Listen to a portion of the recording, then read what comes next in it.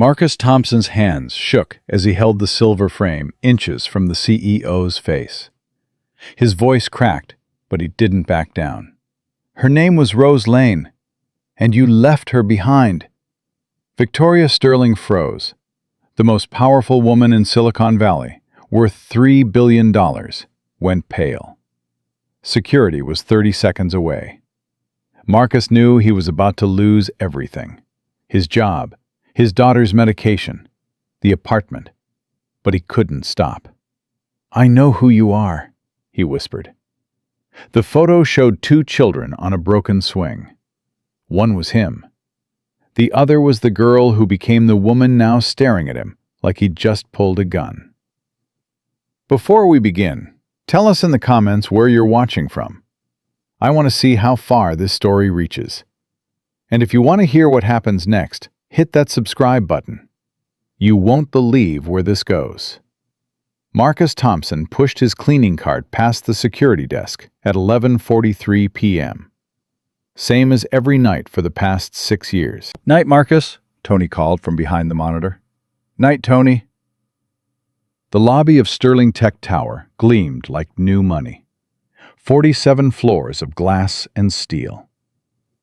Marcus took the service elevator to the top floor. His knees ached. 42 years old, and his body felt 60. That's what 2 jobs and 4 hours of sleep will do to you. The executive floor was silent, dark, except for one office at the end of the hall. Always the same office. Victoria Sterling never went home before midnight. Marcus unlocked his supply closet and pulled out the vacuum. He started in the conference room, emptied trash cans, wiped down the long table where men in suits decided things that would never affect him. He was invisible to them. The guy who made the floors shine. He didn't mind being invisible. Invisible meant safe, meant steady, meant Emma got her medication on time. Emma, his daughter. 8 years old, with her mother's smile and lungs that didn't work right. Asthma, the expensive kind, that required inhalers that cost more than his rent. Her mother left when Emma was 2. Said she didn't sign up for a sick kid and a broke boyfriend. Marcus never heard from her again. So it was just him and Emma. And he'd scrub every floor in California if that's what it took. Marcus worked his way down the hall, past the VP offices, past the corner suites, until he reached the door with a nameplate that made everyone in the building straighten their spines. Victoria Sterling, Chief Executive Officer. He knocked, waited, knocked again. "Come in," a voice called. Marcus pushed the door open. Victoria sat behind a desk the size of his entire apartment. Early 40s, blonde hair pulled back tight, navy suit that probably cost more than his car. She didn't look up from her laptop. "I'll be another hour," she said. "Start with the bathroom." "Yes, ma'am." Marcus had cleaned this office 5 nights a week for 6 years. Victoria Sterling had never once looked him in the eye, never asked his name, never said thank you, just left sticky notes on the desk when she wanted something different. He didn't take it personally. People like her didn't see people like him. Marcus grabbed his supplies and headed to the private bathroom, cleaned the sink, the mirror, the floor. Everything had to be perfect. One complaint and he'd be gone. There were 100 guys who'd take this job tomorrow. 20 minutes later, he came back out. Victoria was on the phone. "I don't care what the board thinks, Richard. We close this acquisition by Friday, or I'll find someone who can make it happen." She paused. "Then fire them. I'll sign the papers in the morning." She hung up, rubbed her temples, still didn't look at Marcus. He started dusting the bookshelves. First edition business books, awards in glass cases, a framed magazine cover with her face on it. The woman who built an empire. Marcus moved to the desk area, careful, methodical. Don't touch the papers. Don't move anything important. That's when he saw the photo frame. Silver, antique-looking, sitting at an angle where she could see it from her chair. Marcus had dusted around it 1,000 times, never really looked at it. Tonight his cloth caught the corner. The frame tilted, started to fall. Marcus lunged, caught it. His heart hammered. Victoria glanced up. "Careful." "Sorry, ma'am, I got it." He started to set it back. Then he actually looked at the photo. 2 kids, maybe 12 years old, sitting on a rusty playground swing. The boy had a buzz cut and wore a donated hoodie 3 sizes too big. The girl had dark blonde hair and a stubborn chin. Both of them looked hungry. Both of them looked tired. Behind them was a chain-link fence, a crooked basketball hoop, a building with peeling paint. Marcus knew that building. His hand started shaking. "Mr. Thompson," Victoria's voice cut through his thoughts. "The frame." He set it down, too hard. It clacked against the wood. "Sorry," he muttered. But he couldn't stop staring. The boy in the photo, the hoodie with the logo half peeled off, the scar on his left eyebrow from where Danny Mitchell hit him with a rock. That was him. That was Marcus Thompson at 12 years old, at Riverside Children's Home. And the girl with the scar on her chin from the monkey bars, the girl who used to steal extra bread from the kitchen and split it with him, the girl who said someday she'd have an office with glass walls so nobody could lock her in the dark anymore. Rose Lane. "Is there a problem?" Victoria asked. Marcus looked up, really looked at her. The shape of her face, the way she held her shoulders, the small scar on her chin that expensive makeup almost covered. "No, ma'am," he said. His voice sounded strange, far away. Victoria went back to her laptop, dismissing him. Marcus finished dusting, vacuumed the floor, emptied the trash. His mind spun the whole time. It couldn't be. Rose Lane disappeared from Riverside when she was 14. Social services split them up, sent her to a different facility. Marcus tried to find her when he aged out at 18. Dead ends everywhere. No records, no trace. He thought she was dead, or worse. But there was that scar, the exact same spot. "I'm done, ma'am," Marcus said. "Lock the door on your way out." He pushed his cart to the elevator, pressed the button, waited. The photo sat on that desk every single night. For 6 years he'd walked past it, never looked, never noticed. Rose Lane and Marcus Thompson. 2 kids who promised each other they'd escape, that someday they'd be more than case numbers in broken system. She escaped, built an empire, changed her name, left everything behind, including him. The elevator doors opened. Marcus stepped in, stared at his reflection in the polished doors. Worn jumpsuit, gray in his hair that shouldn't be there yet, calluses on his hands. He thought about Rose Lane, about promises made in the dark, about 2 scared kids who swore they'd never forget each other. The doors closed. Marcus got home at 1:15 a.m. The apartment was quiet. 1 bedroom, kitchen smaller than Victoria Sterling's bathroom. But it was theirs. He checked on Emma. She was asleep, breathing steady. The inhaler sat on her nightstand next to her stuffed elephant. Marcus stood there watching her chest rise and fall. This was why he did it. Why he worked double shifts. Why he scrubbed floors until his back screamed. His phone buzzed. Text from his landlord. "Rent is late. Need payment by Friday or I'm filing eviction." Marcus closed his eyes. Friday. He'd get paid Thursday. If he didn't eat lunch all week, he could make it. He went to the living room, pulled out his laptop. The screen flickered. Battery dying. He'd been meaning to replace it for 2 years. Marcus opened Google, typed Riverside Children's Home. 3 news articles came up, all from last week. Sterling Tech acquires Riverside property. Controversial demolition planned for former group home. Victoria Sterling's latest acquisition sparks debate. Marcus clicked the first one, read it twice. Sterling Tech had bought Riverside. The whole property, 14 acres. They were tearing it down, building luxury apartments and a corporate campus. Demolition scheduled for next month. Marcus stared at the screen until the words blurred. Rose Lane was erasing Riverside.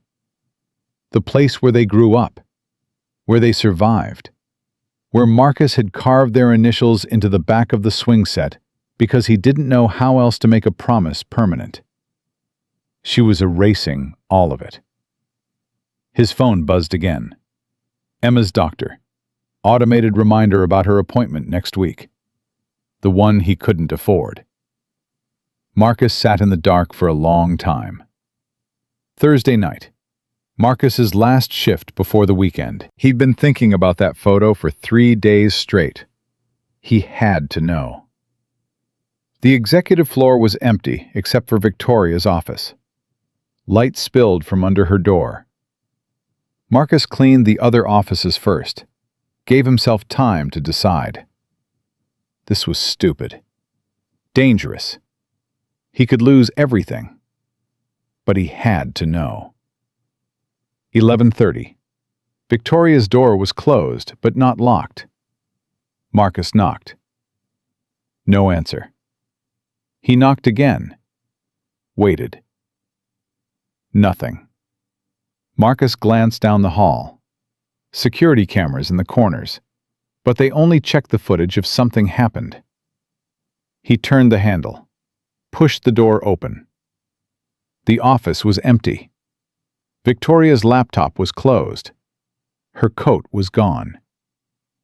Marcus should leave, should close the door and finish his shift and forget he ever saw that photo. He stepped inside instead, walked straight to the desk. The photo frame sat in the same spot. Marcus picked it up, held it under the desk lamp. Definitely Riverside. Definitely 12-year-old Marcus Thompson. And definitely Rose Lane. He turned the frame over, popped the back open. Behind the photo was a folded piece of paper. Yellow. Old. Marcus unfolded it. Handwriting he recognized. His own. From 20 years ago. Dear Rose, they're moving me tomorrow. I don't know where. But I'll find you when I'm 18. I promise. We're going to make it out. Both of us. Marcus. His throat closed up. She kept it. All these years. Through everything. She kept his note. Mr. Thompson. Marcus spun around. Victoria Sterling stood in the doorway, still in her coat, coffee cup in one hand. Her expression was ice. I can explain. You're going through my personal belongings, she said. After hours, without permission.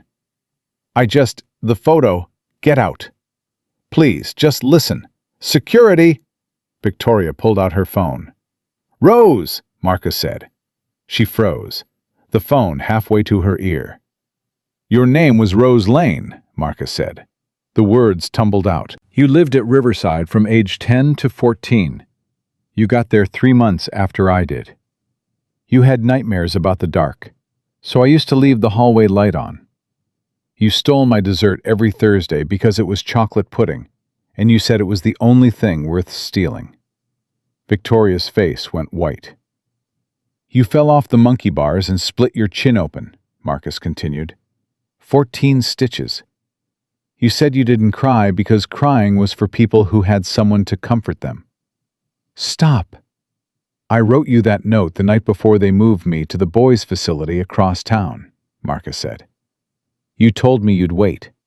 You told me we'd find each other. I said stop. Victoria's voice shook. I looked for you, Marcus said. When I turned 18, I went back to Riverside. They said you got adopted, moved to the East Coast.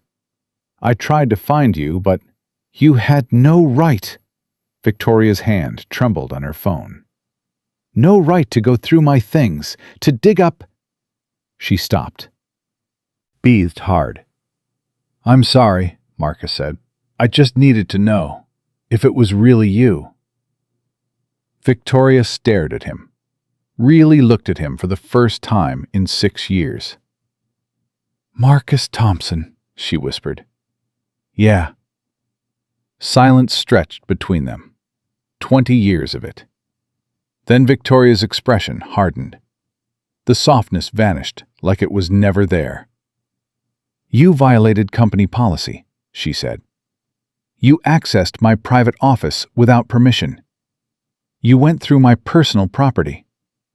I know, but security is reviewing the footage now, she continued. You're terminated, effective immediately. You'll receive your final check by mail. Marcus felt the floor drop out. Please, he said. I have a daughter. She's sick. I need this job. You should have thought about that before breaking into my office. I didn't break in.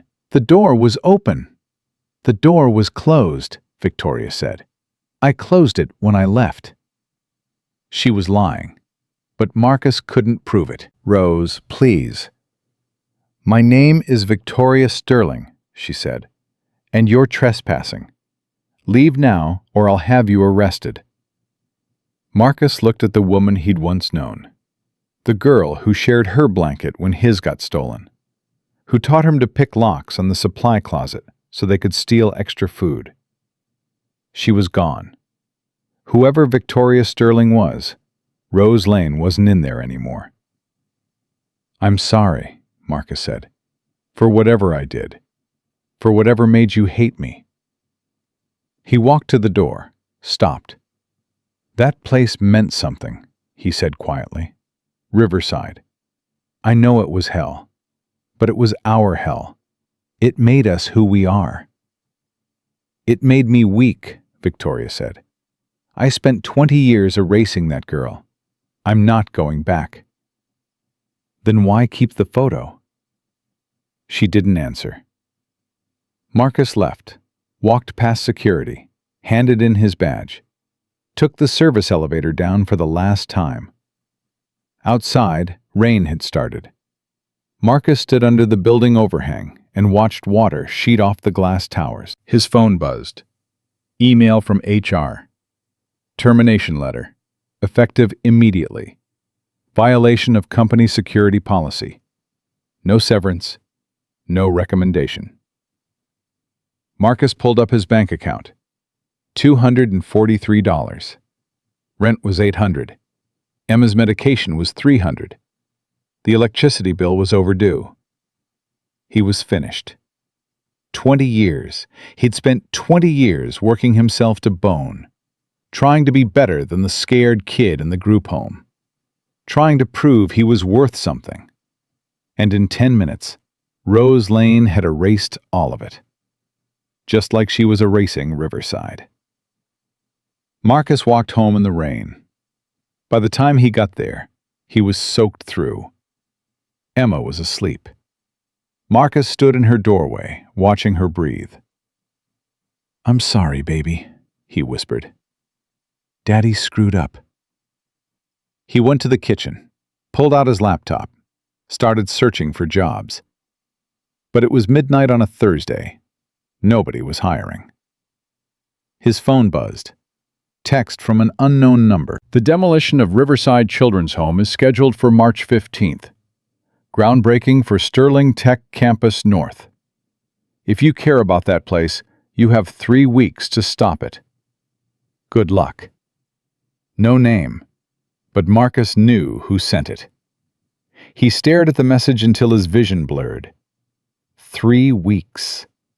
He had no job, no money, no power, no voice. But he had 3 weeks. Marcus opened a new browser tab, started searching. Riverside alumni groups, former residents, anyone who remembered.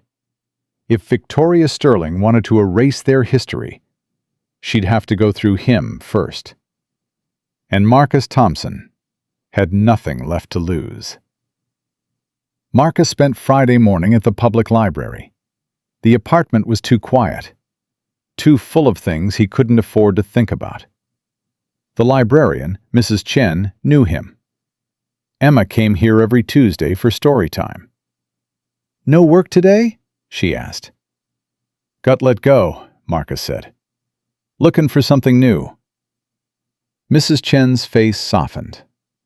"I'm sorry. Let me know if you need help with the resume." Marcus nodded. Couldn't tell her he wasn't here for job hunting. He pulled up everything he could find on Riverside Children's Home. Property records, old news articles. The place closed down 8 years ago. Funding cuts. The state moved the kids to newer facilities. The building sat empty since then. Vandalized, stripped, a ghost. Until Victoria Sterling bought it 3 months ago. Marcus found the city planning documents. Sterling Tech filed for demolition permits in January. Approved in February. Groundbreaking scheduled for March 15th. 17 days from now. He opened Facebook, searched for Riverside alumni groups, found one with 43 members. Most posts were years old. People sharing memories, asking if anyone remembered so-and-so. Marcus clicked Join Group and waited. His phone rang. Emma's school. "Mr. Thompson, this is Nurse Williams. Emma had an episode during PE. We used her emergency inhaler, but I think you should come get her." Marcus's stomach dropped. "Is she okay?" "She's stable, but she's asking for you." He ran the 6 blocks to Lincoln Elementary, found Emma in the nurse's office, small and pale, on the plastic bed. "Hey, baby," Marcus said, kneeling beside her. "My chest hurt," Emma whispered. "I couldn't breathe right." "I know. You're okay now." Nurse Williams pulled him aside. "Mr. Thompson, this is the 3rd episode this month. Has her specialist adjusted her medication?" "We have an appointment next week. She really needs to be seen sooner. The rescue inhaler is just a Band-Aid." Marcus nodded. Couldn't tell her he'd missed the last appointment because he couldn't afford the copay. "I'll call them," he said. He took Emma home, tucked her on the couch with her elephant, and turned on cartoons. "Dad?" Emma said. "Are you okay?" "I'm fine, Bug. Why?" "You look sad." Marcus sat beside her. "Just tired." "Because you lost your job?" He looked at her. "How'd you know that?" "I heard you on the phone last night," Emma said. "Are we going to be okay?" Marcus pulled her close. "Yeah, baby. We're going to be fine." He was lying. They both knew it. His laptop dinged. The Riverside alumni group accepted his request. Marcus scrolled through the members, recognized a few names, posted a message. "Does anyone remember the demolition scheduled for March 15? Sterling Tech is tearing down Riverside. If you want to stop it, message me." He hit send. Waited. Nothing. Marcus made Emma lunch, grilled cheese and soup. She ate 3 bites. "Not hungry, Bug?" "My stomach feels weird." He checked her temperature. Normal, but she looked exhausted. "Take a nap, okay? I'll be right here." Emma curled up, asleep in minutes. Marcus went back to his laptop. Still nothing from the alumni group. He tried a different approach. Googled, "How to stop building demolition." Environmental review. Historical landmark status. Community petition. Legal injunction. All required lawyers. Money. Time he didn't have. His phone buzzed. Facebook notification. Someone named Jennifer Oakes messaged him. "Is this Marcus Thompson?" From Unit B? Marcus's hands shook. Jennifer. She was 2 years older than him at Riverside, left when she turned 18. He hadn't thought about her in a decade. Yeah, he typed. It's me. I saw your post. You really trying to stop Sterling? Trying. Don't know how yet. 3 dots appeared, disappeared, appeared again. There's 8 of us in the Bay Area, former Riverside kids. We meet sometimes.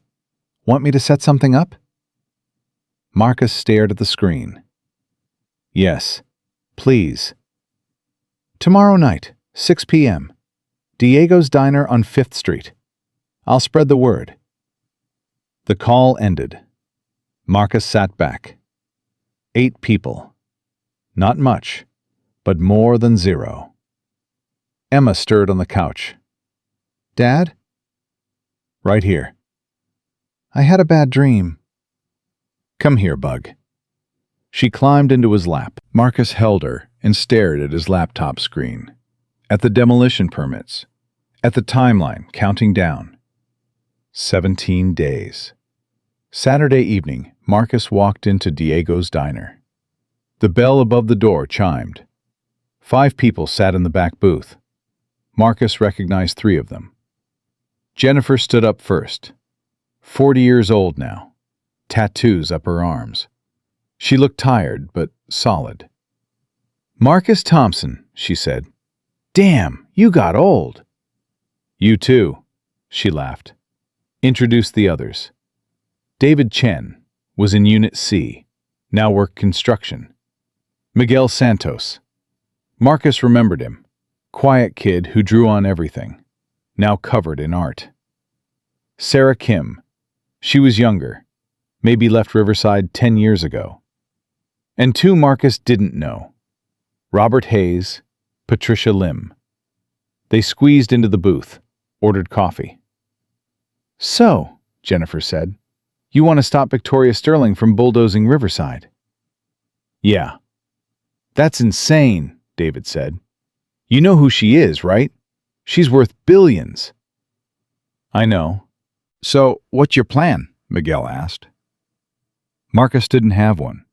I thought maybe a petition. Get media attention. Show the city council people care. Sarah shook her head. The permits are already approved. Council doesn't care. Then we get them unapproved, Marcus said. How? Patricia asked. Nobody answered. Robert leaned forward. He was older, maybe 50. Scars on his hands.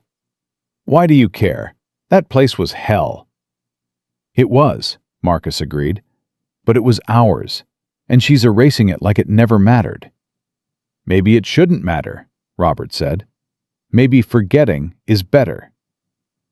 Is that why you're here? Marcus asked. Robert didn't answer.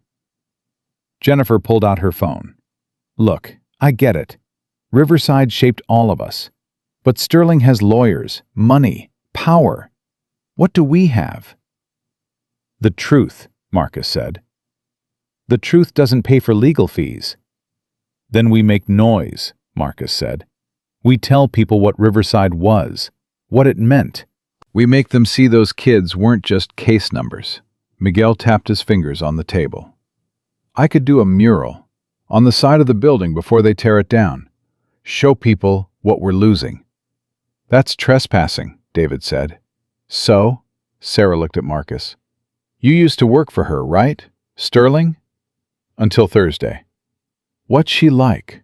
Marcus thought about the girl who shared her blanket, about the woman who fired him without blinking.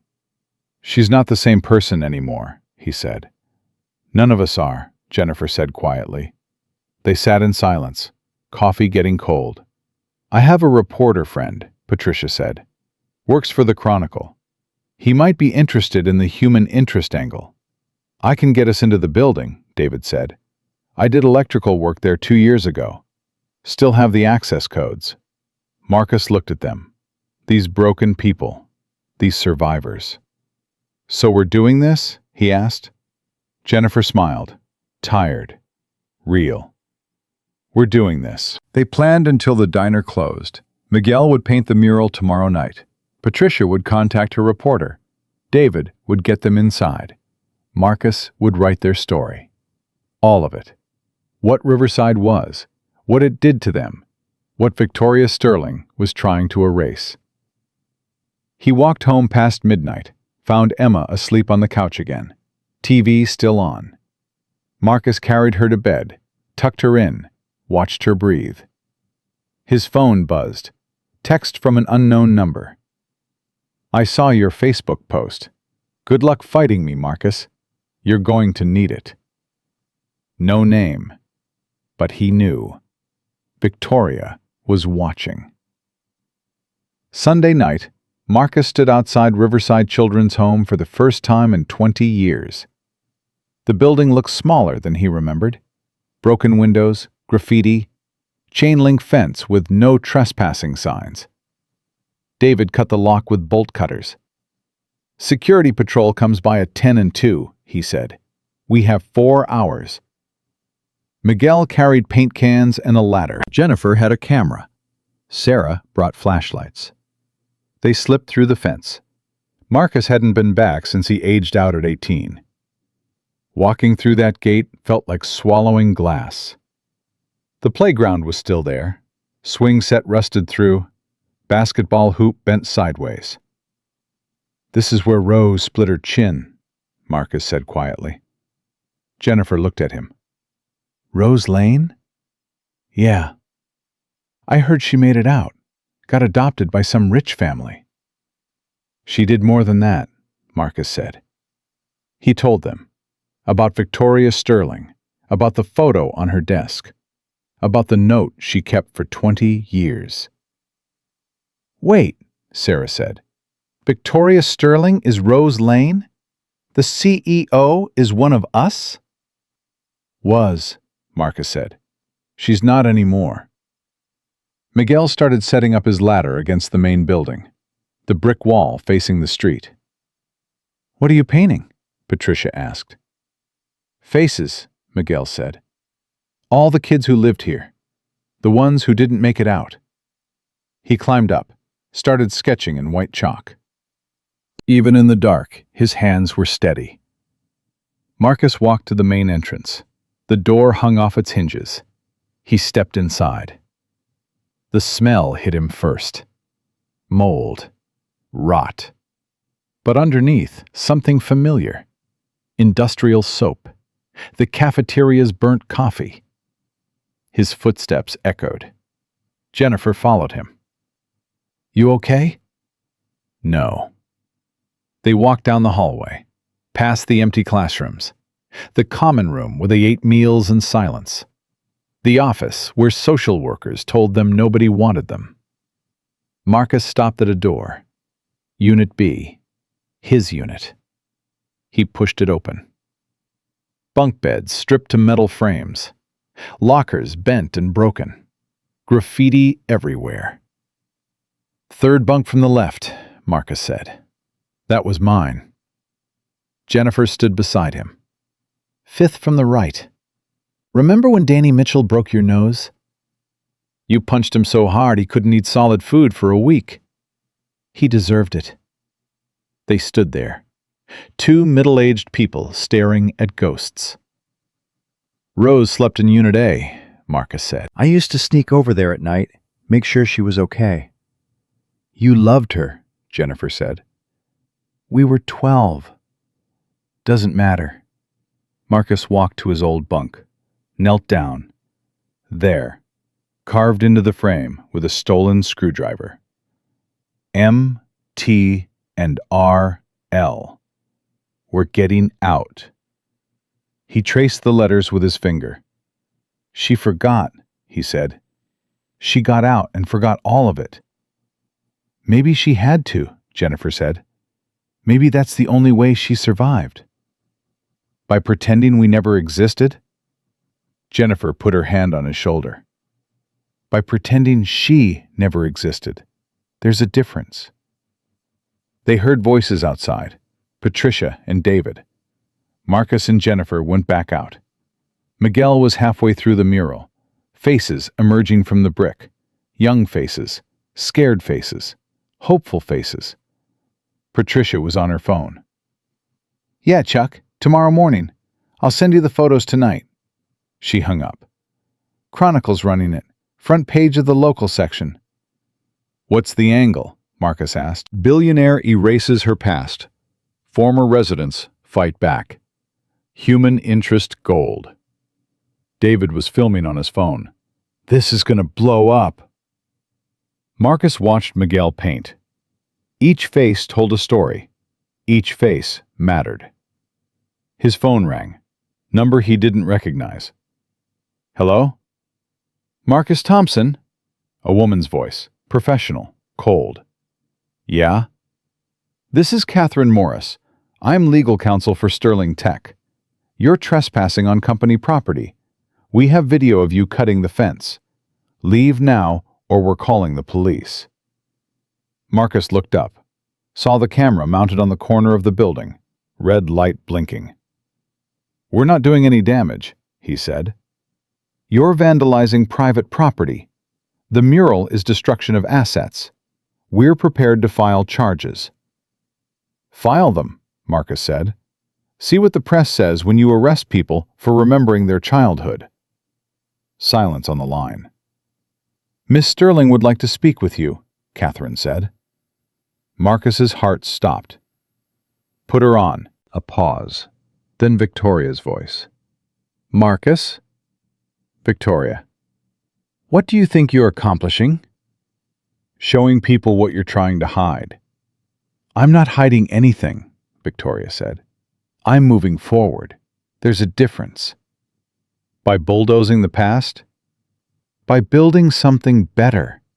Those kids need new facilities, modern buildings, not this rotting monument to suffering."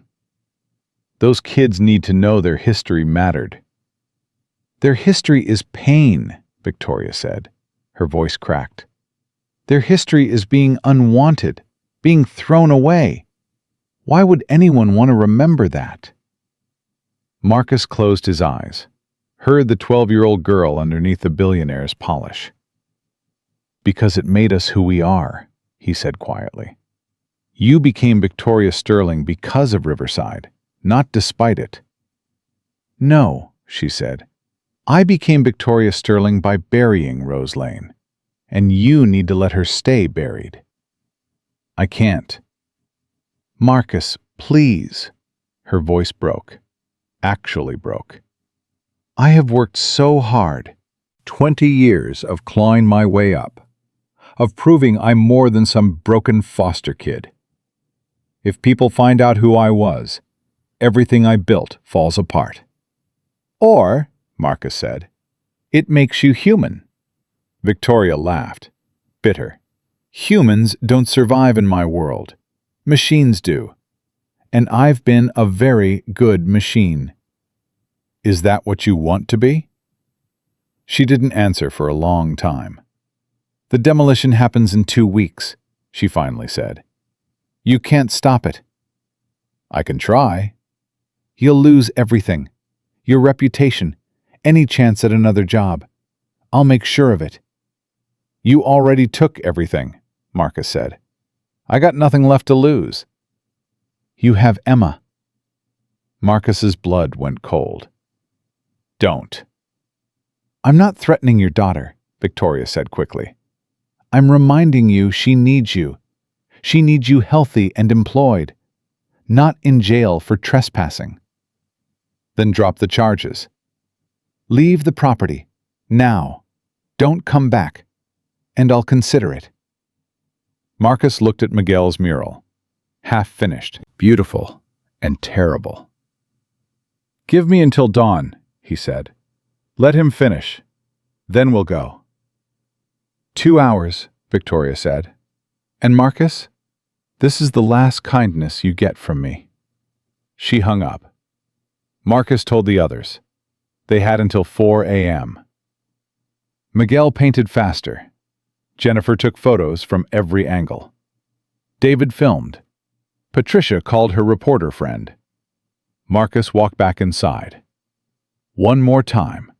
He found Unit A, Rose's unit. Her bunk was second from the window. He sat on the metal frame, imagined a 12-year-old girl lying here, scared, alone, making plans to escape. She did escape, became something bigger than fear, and Marcus was trying to drag her back. Maybe he was wrong.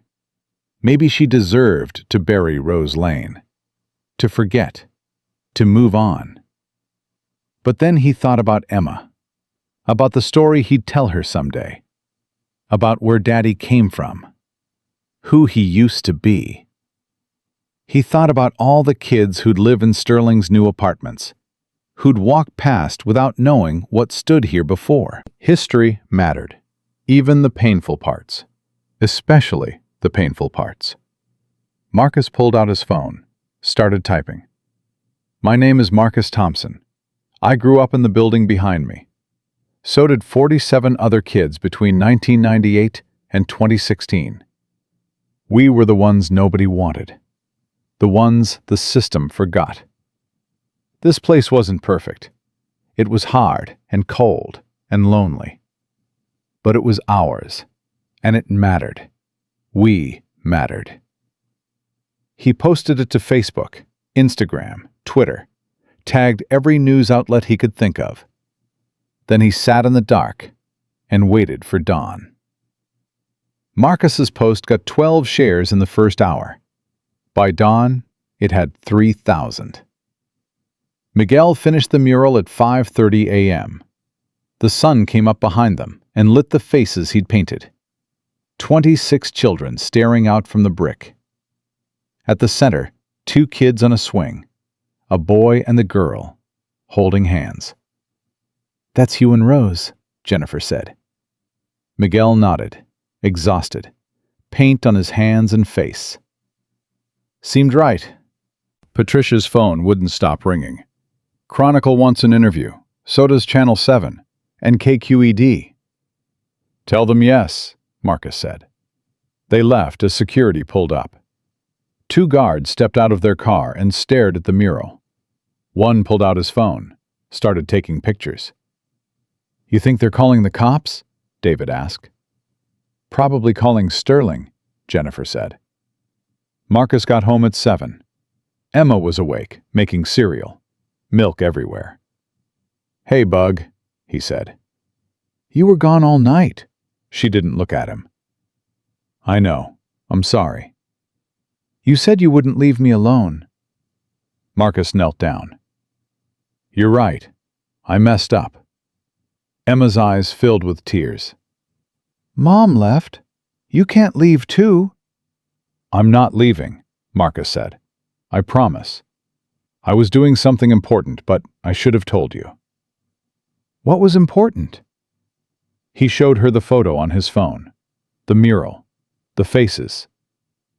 I used to live in that building, he said. A long time ago, before you were born. Like an orphan? Yeah, kind of like that. Emma studied the photo, pointed to the boy and girl in the center. Is that you? Yeah. Who's the girl? Marcus hesitated. Someone I knew, someone who forgot about me. That's sad. It is. Emma hugged him. Cereal forgotten. Marcus held her and tried not to cry. His phone buzzed. Text from Patricia. Chronicle published. Check the website. Marcus pulled it up. Front page of the local section. Forgotten children fight to save their past. Former residents challenge tech CEO's demolition plans. The article had everything. Miguel's mural, quotes from Jennifer and David, Marcus's Facebook post, and a sidebar about Victoria Sterling's meteoric rise. Sources close to Sterling Tech confirm CEO Victoria Sterling spent time in foster care as a child, though the company declined to comment on specifics. Marcus's stomach dropped. They were digging into her past, exactly what she feared. His phone rang. Unknown number. Hello? You son of a bitch. Victoria's voice, raw with fury. "You told them!" "I didn't tell them anything about you." Patricia's reporter friend connected the dots. "My birth name is going to be in tomorrow's edition. Do you understand what you've done?" "I'm trying to save Riverside." "You're destroying me!" Victoria shouted. "My board is asking questions. Investors are nervous. The merger I've been working on for 2 years is falling apart because they think I'm emotionally compromised." "Maybe you are," Marcus said quietly. "I trusted you. 20 years ago, I trusted you, and you left." "They moved me. I tried to find you." "Not hard enough," her voice cracked. "I waited. Every day for 4 years. I thought you'd come back. You promised." Marcus closed his eyes. "I know." "And now you show up and ruin everything. Again." "Victoria, I never meant to—" She hung up. Emma tugged his sleeve. "Dad, are you crying?" Marcus wiped his face. "No, Bug. Just tired." His phone exploded with notifications. The story was spreading. Picked up by the Associated Press. Shared on Reddit, Twitter, TikTok. By noon, Riverside Children's Home was trending. Channel 7 showed up at Marcus's apartment at 2 p.m. A reporter named Diane Chen and a cameraman. "Mr. Thompson, can we ask you a few questions?" Marcus looked at Emma. She was watching cartoons. Didn't need to see this. "Give me 5 minutes," he said. He called Jennifer. "Can you take Emma for a few hours?" "Bring her over." Marcus drove Emma to Jennifer's apartment. She lived in a small place in the Mission, covered in plants, art everywhere. "Is this your friend from the orphanage?" Emma asked. "Yeah, Bug. Jennifer's going to hang out with you while I do some boring adult stuff." "Can we paint?" Emma asked Jennifer. "Absolutely," Jennifer said. She looked at Marcus. "How bad is it?" "Going viral." "That's good, right?" "I don't know anymore." Marcus went back home, did the interview. Diane asked about Riverside, about Victoria Sterling, about why this mattered. "It matters because those kids mattered," Marcus said. "We weren't invisible. We weren't disposable. And our stories don't disappear just because someone rich wants to forget." The interview aired at 5. By 6, Marcus's phone had 200 new messages. Half were supportive, people sharing their own foster care stories, thanking him for speaking up. The other half were vicious, calling him a leech, a troublemaker, saying he was jealous of Victoria's success. One message stood out. "You're going to regret this. Victoria Sterling ruins people who cross her. Ask around." Marcus blocked the number, but the words stuck. At 7 p.m., his landlord called. "Marcus, I just got a call from a lawyer. Sterling Tech's lawyer. They're offering to pay your back rent and next 6 months, in exchange for you signing a non-disclosure agreement and dropping the Riverside campaign." Marcus's heart pounded. "How much back rent?" "You're 2 months behind, plus late fees, about $1,900. $1,900. Emma's medication, the electricity bill, food. What's the NDA say? You can't talk about Victoria Sterling, can't give interviews, can't post on social media about Riverside.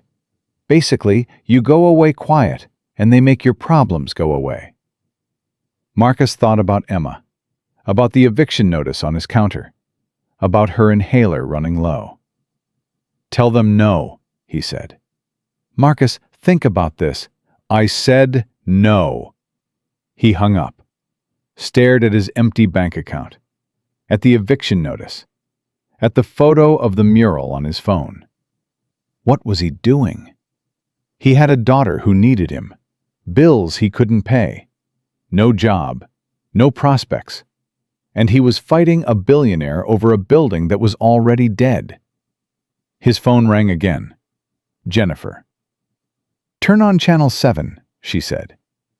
Marcus found the remote, switched it on. Victoria Sterling stood at a podium, Sterling Tech logo behind her. Press conference.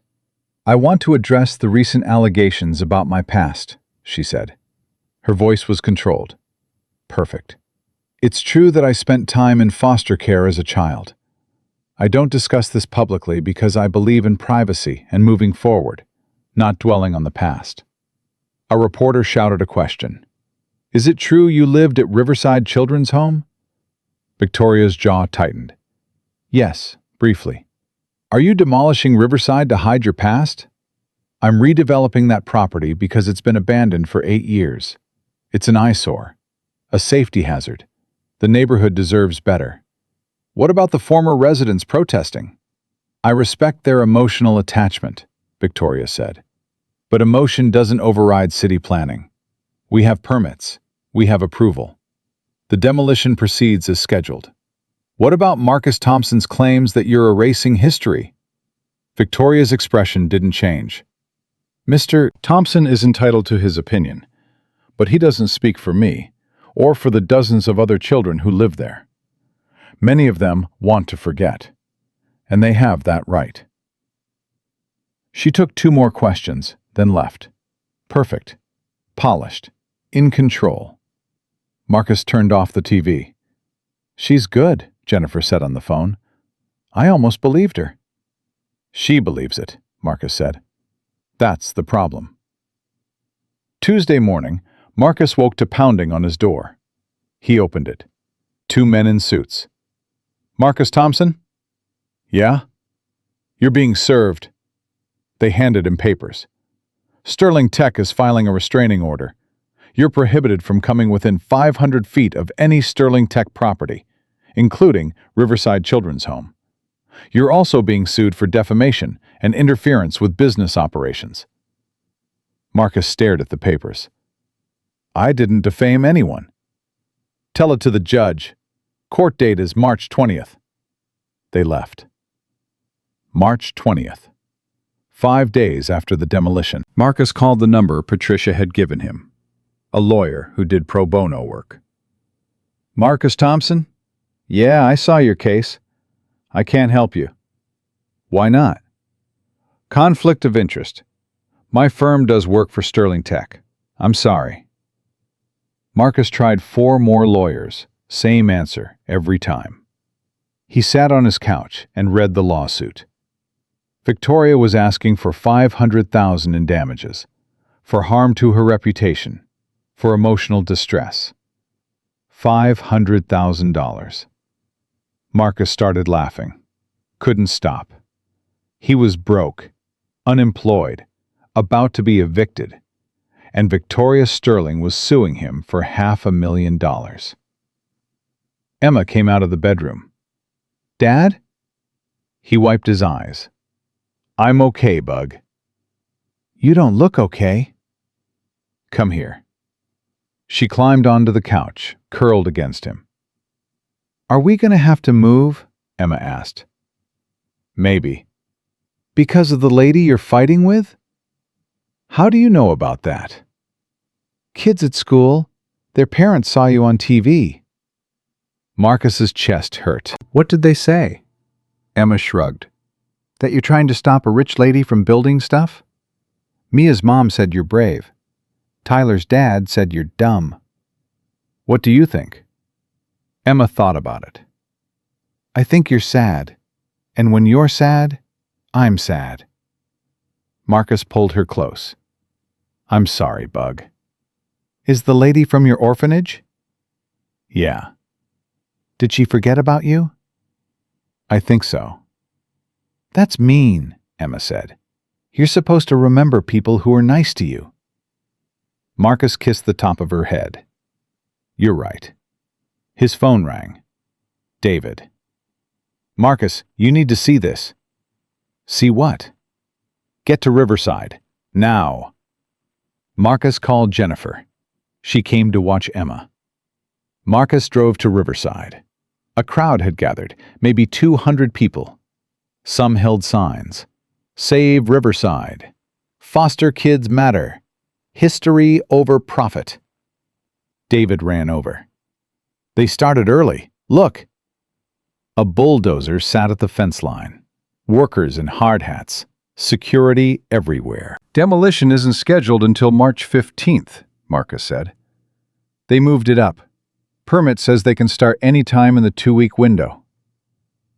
Marcus pushed through the crowd, found a foreman directing workers. You can't do this yet, Marcus said. The foreman looked at his clipboard. Permit says otherwise. There's a restraining order. I can't be here. That's your problem, not mine. Marcus's phone buzzed. Text from Victoria. I told you to let it go. He looked up, saw cameras everywhere. News vans, reporters. This was a show. She was making an example of him. The bulldozer roared to life, started toward the fence. Miguel ran past Marcus, stood in front of the bulldozer. You'll have to go through me, he shouted. The driver stopped, looked at the foreman. Jennifer joined Miguel, then Sarah, David, Patricia, Robert. Other people from the crowd joined them, linking arms, forming a human chain. Move or we call the police, the foreman said. Call them, Jennifer said. Marcus stood there, frozen. This was his fight, his cause, and they were the ones risking arrest. He thought about Emma, about the lawsuit, about everything he had to lose. Then he thought about 12-year-old Rose Lane, about the promise he made. Marcus walked forward, stood beside Jennifer. If they're going to jail, I'm going too, he said. The foreman called someone on his radio. We have a situation. 10 minutes later, police arrived. 6 squad cars. An officer with a megaphone. This is an unlawful assembly. Disperse or face arrest. Nobody moved. Last warning. Marcus's heart hammered. He'd never been arrested. Never even have a speeding ticket. The officers moved in, started pulling people away, cuffing them. Marcus didn't resist. Let them cuff his hands behind his back. They loaded him into a squad car. Through the window, he saw the crowd getting bigger, more people joining, sitting down, refusing to move. At the police station, they processed him, took his photo, fingerprints, put him in a holding cell with David and Miguel. This is insane, David said. We're getting arrested over a building. Not a building, Miguel said. A memory. They sat in silence. After an hour, a guard opened the cell. Thompson, you made bail. Marcus stood. Who posted it? Lawyers waiting. They led him to the front. A woman in an expensive suit stood there. 50s, sharp eyes. Mr. Thompson, I'm Andrea Moss. I've posted bail for you and your friends. I don't understand. You don't know me, but I know your story. I was in foster care too. Different facility, same system. She handed him a card. I'm representing you pro bono. Sterling Tech's lawsuit is garbage. We'll fight it. Marcus stared at the card. Why? Because Victoria Sterling doesn't get to erase us, Andrea said. Come on, we have work to do. Outside, the protest had grown. 500 people now, maybe more. News helicopters overhead. Every channel covering it. Andrea pulled out her phone, showed Marcus the trending topics. Save Riverside was #2 nationwide. You started something, she said. Marcus watched the crowd, saw parents with kids, elderly couples, college students, all of them standing between the bulldozers and Riverside. His phone rang. Unknown number. He almost didn't answer, but something made him. Hello? Silence. Then a voice he'd recognize anywhere. Marcus. Victoria sounded wrecked. Make them stop. I can't. This is out of control. The board is threatening to remove me. Our stock dropped 6% today. Then stop the demolition. I can't do that either. Why not? Because if I back down now, I lose everything. Every ounce of respect, every bit of power. They'll see me as weak. Or human, Marcus said. Victoria laughed. No humor in it. Same thing in my world. Then maybe you're in the wrong world. She didn't answer for a long time. Do you remember the night before they moved you? She finally asked. You gave me that note. Told me you'd come back. I remember. I kept it in my pocket for 2 years, until the paper fell apart. Then I memorized it, every word. Marcus's throat closed up. I built everything on the promise that I'd never be that helpless again, Victoria said. That I'd never need anyone. That I'd never be left behind. Rose, don't call me that, please. Her voice cracked. That girl is dead. She had to die so I could survive. She's not dead, Marcus said. She's just scared. Victoria was crying. He could hear it. I don't know how to stop this, she whispered. Yes, you do. She hung up. Marcus stood there, phone in his hand, watching hundreds of strangers fight for a building they'd never seen. Andrea touched his arm. What do we do now? We wait, Marcus said. At 6 p.m., Sterling Tech issued a statement. Due to unforeseen circumstances and community concerns, Sterling Tech is postponing the Riverside demolition pending further review. The crowd erupted, cheering, crying, hugging. Marcus just stood there, numb. His phone buzzed. Text from Victoria. This isn't over, but it's paused. We need to talk. Tomorrow. Just you and me. Marcus texted back. Where? Riverside. 8 a.m. He showed Andrea the message. Could be a trap, she said. Probably is. You going anyway? Marcus looked at the building, at Miguel's mural glowing in the streetlights, at the faces of children who mattered. Yeah, he said. I'm going. Marcus didn't sleep. He sat on his couch until dawn, watching the clock. Emma was at Jennifer's, safer there, away from whatever was about to happen. At 7:30, he drove to Riverside. The street was empty. No protesters, no news crews, just the building and the morning fog. A black Mercedes was parked at the curb. Victoria leaned against it. No suit today, jeans and a sweater, hair down. She looked like a stranger. Marcus got out of his car. They stood 20 feet apart. You came, Victoria said. You asked. I wasn't sure you would. Marcus walked closer, stopped at 10 feet, close enough to see her face, far enough to run if he needed to. What do you want, Victoria? To show you something. She pulled a key from her pocket. Come inside with me. Inside Riverside? Yes. Why? Because I need you to understand, she said, and I can't explain it out here. Marcus looked at the building, at the fence, at the no trespassing signs. Your company owns this. You could have me arrested for being here. I know. And you sued me for $500,000. I'm dropping the lawsuit, Victoria said. As of this morning. My lawyers are filing the paperwork now. Marcus stared at her. Why? Because you were right. About some things. Not everything, but some things. She held up the key. Please, give me 1 hour. Every instinct told Marcus to leave, get in his car, drive away. But something in her voice stopped him. 1 hour, he said. Victoria unlocked the gate. They walked through together, past Miguel's mural. The painted faces watched them pass. Victoria stopped, looked at the mural, at the boy and girl in the center.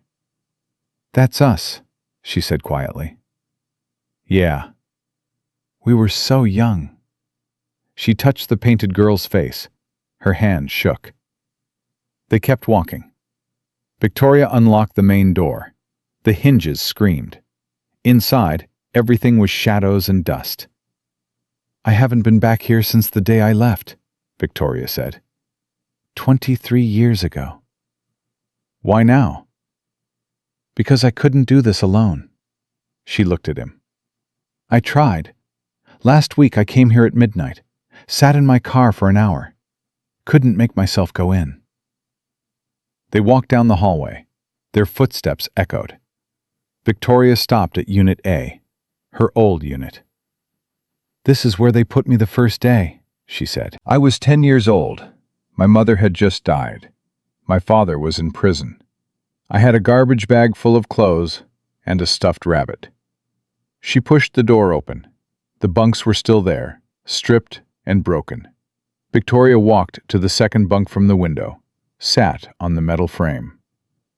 "This was mine," she said. "I used to lie here and count the cracks in the ceiling." There were 47. Marcus stood in the doorway, watching her. "The first night, I cried so hard I threw up," Victoria continued. "The other girls laughed, called me a baby. So I learned not to cry." "Rose." "No." She held up her hand. "Let me finish, please." Marcus nodded. "You showed up 3 months later," Victoria said. "They brought you in during dinner. You had a black eye and your arm in a sling. You sat at our table and didn't say a word. I remember. I gave you half my sandwich. You looked at me like I'd handed you gold. It was the first nice thing anyone did for me here." Victoria smiled, sad and small. "You did the same thing the next day. Split your food with me. We did that for 3 years, made sure neither of us went hungry. Until they moved me," Marcus said. "Until you left." Victoria's voice hardened. "That morning, they came and packed your stuff. You had 10 minutes. You wrote me that note, said you'd come back when you turned 18. I tried, Rose. I swear I tried. But you didn't come back," she said. "I waited 4 years. Every week I checked with the office, asked if anyone named Marcus Thompson was looking for me. They always said no." Marcus's chest hurt. "They never told me you were asking. I know that now, but I didn't know it then. So I stopped waiting, stopped hoping, stopped being Rose Lane." She stood up, walked to the window. The glass was long gone, just an empty frame. "When I turned 18, a family wanted to adopt me. Can you believe that? 18 years old and someone actually wanted me. The Sterlings, old money, San Francisco elite. They needed a charity case for their holiday cards. Victoria, I took it," she said. "Changed my name. Learned to talk like them, dress like them, be like them. And I was good at it. So good they actually started to believe I belonged." "You did belong." Victoria laughed. "No, I performed belonging. There's a difference." She turned to face him. "I got into Stanford on a full scholarship. Majored in computer science. Graduated top of my class. Got hired at a startup. Worked 80-hour weeks. Made VP by 28. CEO by 32. "I know your resume," Marcus said. "Do you know what it cost?" Victoria's eyes were fierce. "Every single day I had to be perfect, flawless, because one mistake, one crack in the armor, and they'd see the truth. That I'm just a foster kid pretending to be one of them." "You're not pretending. You earned it." "I earned it by burying Rose Lane so deep that she couldn't embarrass me. Couldn't make me weak. Couldn't make me remember." Marcus stepped into the room. "Remember what?" "That I'm terrified," Victoria whispered. every single day, terrified that someone will take it all away, that I'll end up back here, alone, unwanted, nothing. Tears ran down her face. She didn't wipe them away. That photo on my desk. I told myself it was decoration, a reminder of where I started. But that's a lie. I kept it because I was afraid to forget. Afraid that if I erased Rose completely, I'd lose the only real thing I ever had. "What was that?" Marcus asked. "You," Victoria said. "You were the only person who saw me. Not what I could be, not what I should be, just me. And I left you behind." Marcus couldn't breathe. "I didn't forget you," Victoria said. "I tried.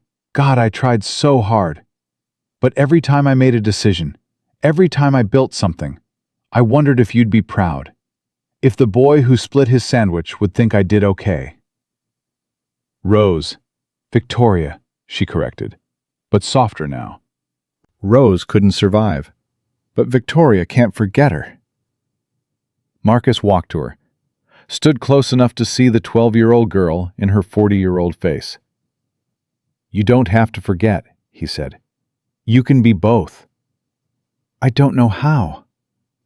"Neither do I. But maybe we figure it out together." Victoria closed her eyes. "I bought Riverside because I wanted to erase it. I thought if the building was gone, the memories would go too." "Did it work?" "No. It made them louder." She opened her eyes. "Then you showed up, and you said her name, Rose. Nobody's called me Rose in 2 decades, and it broke something open." "I'm sorry," Marcus said. "Don't be. I needed it broken." Victoria pulled something from her pocket. The old note, worn and creased. "I lied about memorizing this and throwing it away. I've carried it every single day since you gave it to me." Marcus took it, unfolded it, his 12-year-old handwriting. "Dear Rose, they're moving me tomorrow. I don't know where, but I'll find you when I'm 18, I promise. We're going to make it out, both of us. Marcus." "We did make it out," Victoria said, "just not together." Marcus looked at her. "We could change that." "How?" "By keeping the promise now, 20 years late, but still keeping it." Victoria wiped her face. "You hate me. I fired you, sued you, tried to silence you." "You were scared." "I'm still scared."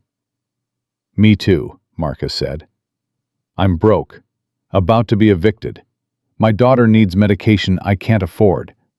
I got arrested yesterday. My life is a disaster." "I made it worse." "Yeah, you did," Marcus smiled. "But you also showed up today. That counts for something." They stood there, 2 people carrying 20 years of hurt. "I don't know what to do about Riverside," Victoria said. "My board wants it torn down. The investors want the development. If I stop it, I might lose my company." "Then lose it." Victoria stared at him. "You don't understand what you're asking." "I do. I'm asking you to choose Rose over Victoria. Just this once. If I do that, I lose everything I built. Or," Marcus said, "you build something better."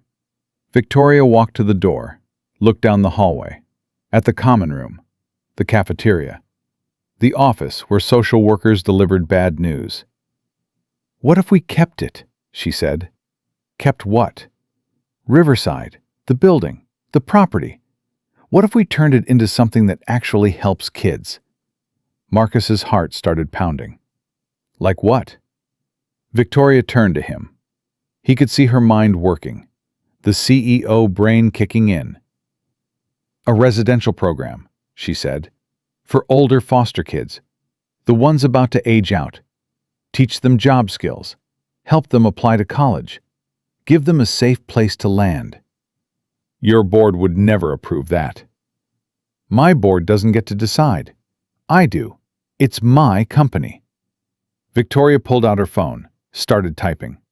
I can redirect the luxury apartment funding. Use it for the program instead. Partner with social services. Hire staff who actually care. That's millions of dollars. I have millions of dollars. She looked at him. I also have a building full of memories. Might as well make new ones. Marcus couldn't speak, just nodded. Victoria kept typing, then stopped. I need someone to run it. Someone who knows what these kids need. Someone they'll trust. I'm not qualified. You're the most qualified person I know, Victoria said. You survived this place. You became a good father despite everything. You fought for kids you've never met. That's the job description. I don't have a degree. I don't have experience. You have something better. You have heart. Victoria held out her phone. Look at this. The screen showed a job posting. Director of Residential Programs, Riverside Youth Center. Salary, $90,000. Full benefits. That's not real, Marcus said. It will be, as soon as I send it to HR. Victoria, I can't. Emma needs health insurance, right? Good insurance. This job comes with platinum coverage, best in the industry. Marcus's eyes burned. Why are you doing this? Because you're right, Victoria said. We made a promise, and I'm tired of breaking it. She hit send. Job's posted. You're the first applicant. Technically, I should interview other candidates, but I won't. Marcus laughed. Couldn't help it. This is insane. Probably, but I've been playing it safe for 20 years.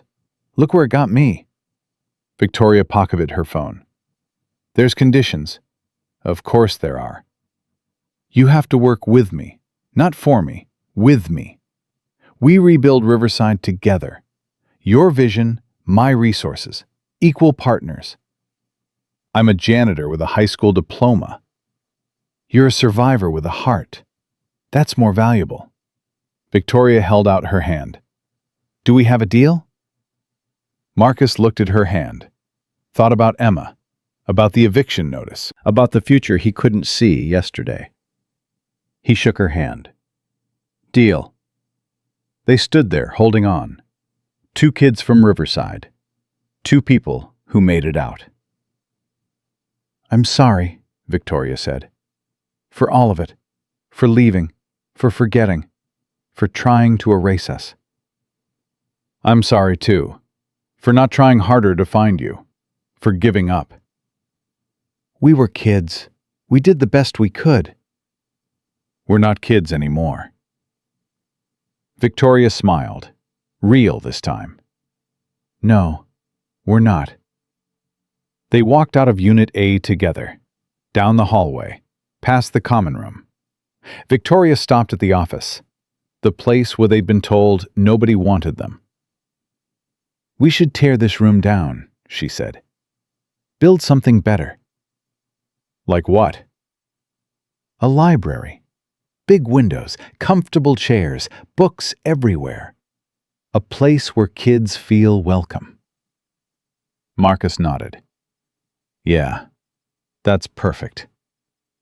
They kept walking, out the main door, into the morning light. The mural glowed in the sun. 26 faces, 26 stories.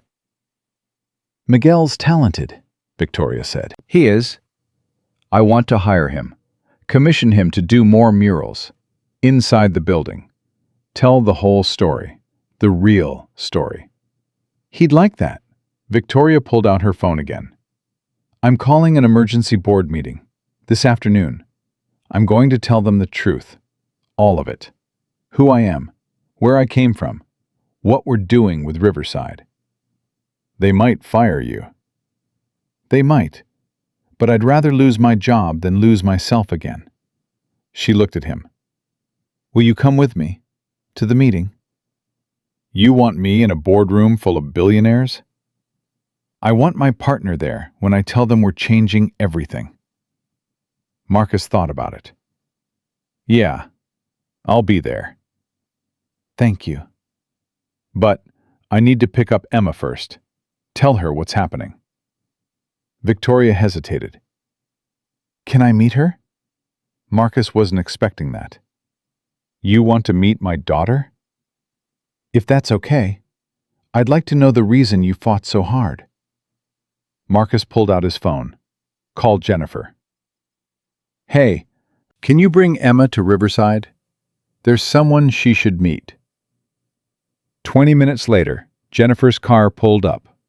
Emma got out, saw Marcus, and ran to him. Dad, are you okay? Jennifer said you were arrested. I'm fine, Bug. Everything's fine. Marcus knelt down. There's someone I want you to meet. Victoria walked over. She looked nervous. Marcus had never seen her nervous. Emma, this is Victoria. She's an old friend of mine. Emma studied her. You're the lady from the orphanage. Victoria blinked. Your dad told you about that? He said you forgot about him, but you remembered. Emma looked at Marcus. She remembered, right? Yeah, Bug. She remembered. Emma turned back to Victoria. My dad's really nice. You shouldn't forget nice people. Victoria's eyes filled with tears. You're absolutely right. I won't forget again. Promise? I promise. Emma nodded, satisfied. Okay, can we go home now? I'm hungry. Marcus laughed. Yeah, let's go home. Victoria walked them to Marcus's car. Emma climbed in the back. The board meeting is at 3, Victoria said. Sterling Tech Tower, 47th floor. Security will have your name. I'll be there. Marcus? Victoria touched his arm. Thank you for not giving up on her. On who? Rose, even when I did. Marcus looked at her, saw both women at once, the scared girl and the powerful CEO. She was always worth fighting for, he said. Victoria nodded, couldn't speak. Marcus drove away. In the rearview mirror, he watched Victoria stand alone in front of Riverside, looking at the building, at the mural, at the past she tried to bury. Dad, Emma said, is she going to help us? Yeah, Bug. I think she is. Good. I like her. Marcus smiled. Me too. At 2:30, Marcus stood outside Sterling Tech Tower. He'd borrowed a suit from David, too big in the shoulders, too short in the legs, but it was all he had. Andrea met him in the lobby. You ready for this? She asked. No. Good. Means you're paying attention. She handed him a folder. Notes on what to say, what not to say, how to handle hostile questions. I thought Victoria was running the meeting. She is, but they'll want to hear from you too. The board needs to understand why this matters. They took the elevator to the 47th floor, the same floor Marcus used to clean. The receptionist smiled at him. Mr. Thompson, Miss Sterling is expecting you. Marcus followed her to the boardroom, the long table, the windows overlooking the city. 12 people sat around the table, expensive suits, cold eyes. They looked at Marcus like he was something stuck to their shoe. Victoria stood at the head of the table, navy suit, hair pulled back. But her eyes were different, softer. Everyone, this is Marcus Thompson, she said, my partner in the Riverside project. A man in his 60s leaned forward, silver hair, expensive watch. Ms. Sterling, we're here to discuss the Riverside demolition delay, not to meet your friends. Marcus isn't my friend, Victoria said. He's my business partner and the future director of residential programs at Riverside Youth Center. The room erupted, everyone talking at once. The silver-haired man slammed his hand on the table. Enough! Victoria, This has gone far enough. The board voted to proceed with the original development plan. Luxury apartments, corporate campus, return on investment. I'm changing the plan, Victoria said. You can't unilaterally change a multi-million-dollar project. Actually, I can. As CEO, I have discretion over company initiatives under $50 million. Riverside falls under that threshold. A woman across the table spoke up. This is about the protests, the media coverage. You're making an emotional decision. You're right, Victoria said. I am making an emotional decision. Because I'm an emotional person, and I'm done pretending I'm not. The room went silent. Victoria took a breath. I haven't been honest with you. With any of you. My name wasn't always Victoria Sterling. It was Rosalind Lane. I grew up in foster care, at Riverside Children's Home. Whispers around the table. I spent 4 years in that building, Victoria continued. It was cold, underfunded, overcrowded, but it kept me alive.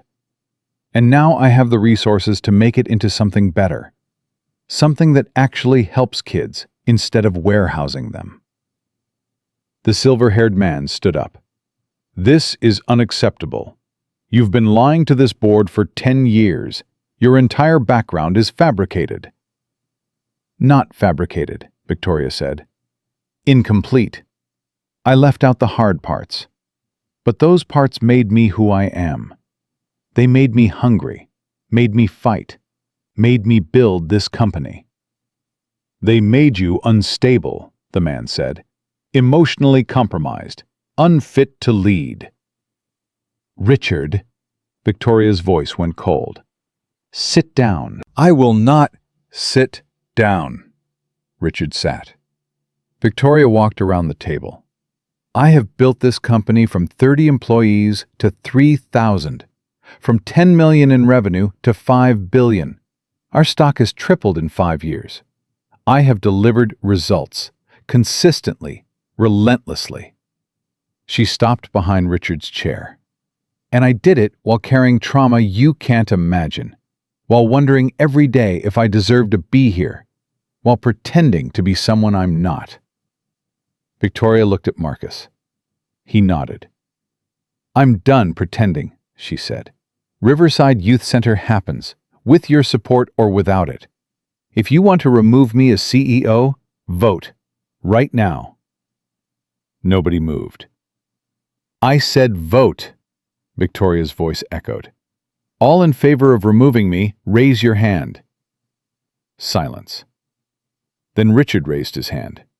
One other board member joined him. 10 hands stayed down. Motion fails, Victoria said. Riverside proceeds. Meeting adjourned.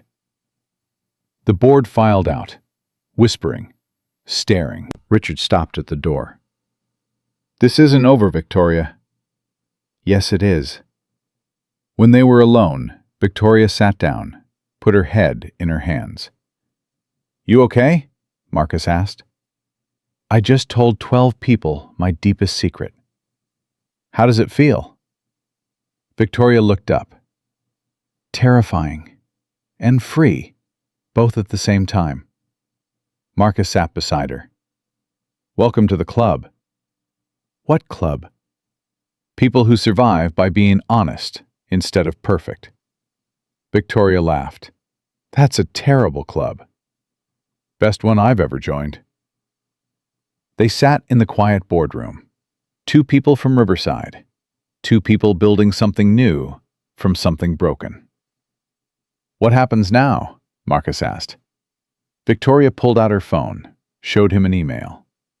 I'm announcing the Riverside Youth Center publicly, tomorrow morning. Press conference. Full transparency. The media will tear you apart. Probably, but they'll also see the truth, that foster kids aren't statistics. We're people. We succeed. We fail.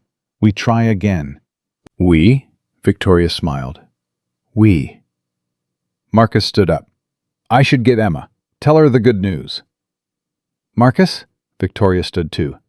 Thank you. for reminding me who I am. Any time, Rose. She didn't correct him this time. Victoria's press conference made every major news outlet. She stood at the podium the next morning and told the truth. All of it. Her real name, her childhood, Riverside, the plan to turn it into a youth center. Marcus watched from the audience. Reporters shouted questions. Cameras flashed. Victoria didn't flinch. "Why hide your past for so long?" someone called out. "Because I was ashamed," Victoria said. "I thought being a foster kid made me less than, made me weak. I was wrong." "What changed your mind?" Victoria looked straight at Marcus.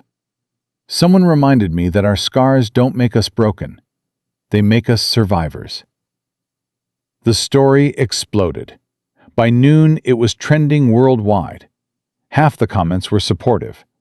The other half called her a fraud, a liar. Said she was using her past for publicity. Marcus's phone wouldn't stop buzzing. Interview requests, messages from other foster kids, people sharing their own stories.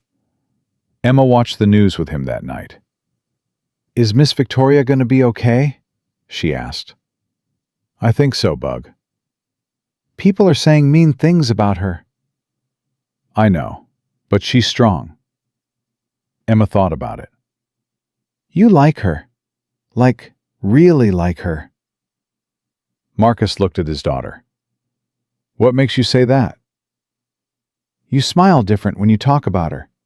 Like when you talk about Mom before she left." Marcus's chest tightened. "It's complicated, Bug." "Grown-ups always say that." Emma climbed onto his lap. "But I think it's simple. She was your friend, she forgot. Now she remembers, so you can be friends again." "You're pretty smart for 8 years old." "I know." Emma kissed his cheek. "Can I help with the new place? The one for kids like you used to be?" "You want to help?" "Yeah. Maybe I can read to them. Or play games. I'm good at games." Marcus hugged her tight. "That's a great idea." The next 6 months were chaos. Marcus started his new job in April. His first day, he walked into Sterling Tech Tower through the front door. Security greeted him by name, gave him a badge that said, Director of Residential Programs. He took the elevator to the 5th floor, his own office. Desk, computer, window overlooking the city. Andrea knocked on his door at 9 a.m. "Ready to get to work?" "I have no idea what I'm doing," Marcus admitted. "Good. Means you'll ask questions instead of assuming." She dropped a stack of folders on his desk. "These are the renovation plans. Architecture, engineering, safety codes. You need to approve everything." Marcus opened the first folder. Floor plans for Riverside. Every room redesigned, expanded, modernized. "This is too much," he said. "You'll learn, and you have help." Andrea pointed to the door. "Your team's waiting in the conference room." Marcus walked down the hall, opened the door. 6 people sat around the table. Jennifer, Miguel, David, Sarah, and 2 social workers Victoria had hired. "What is this?" Marcus asked. Jennifer grinned. "Your staff. Victoria hired all of us. Welcome to the team, boss." Marcus couldn't speak, just stared. "I'm director of art programs," Miguel said. "Already started on the interior murals." "I'm head of facilities," David added, "making sure everything's up to code." "Youth counselor," Jennifer said. "I've been training for 3 months." Sarah raised her hand. "Education coordinator. I'm developing the curriculum." The 2 social workers introduced themselves. Lisa and Marcus, coincidentally. Both had 20 years' experience. Both worked in foster care. Both believed in the mission. "Victoria said you'd try to do everything yourself," Jennifer said. "So she built you a team you couldn't refuse."